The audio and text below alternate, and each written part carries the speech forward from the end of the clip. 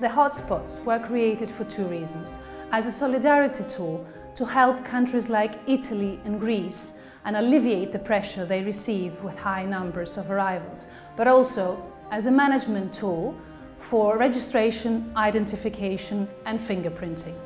This objective has been met, the mechanisms are in place.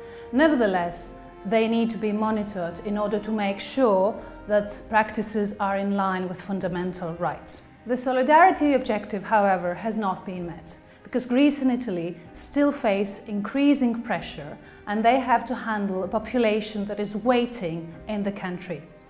This is due to the fact that there are no real solidarity tools in place at EU level to share the responsibility between member states equally on a permanent basis. Relocation would be one of those tools. The relocation program was meant to be a solidarity-based answer to alleviate pressure in Italy and Greece.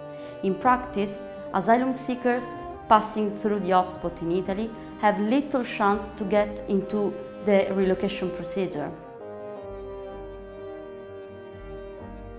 The vast majority of asylum seekers arriving in Italy comes from countries that are not eligible for relocation. Hotspots have been introduced as a solidarity tool.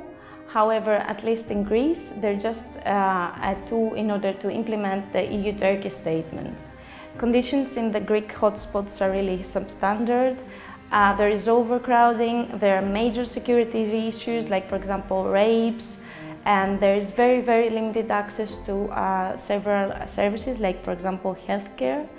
This winter, 5 people lost their lives just because they were trying to get warm and they were trying to get their meals prepared. It is extremely important that the asylum seekers, the moment they arrive in the hotspots, get the proper care and get the right information and legal advice to prepare for their asylum application. But we also have a good monitoring role, and I think that's very important as well, because we want to make sure that all the practices in the hotspots are in line with basic human rights standards.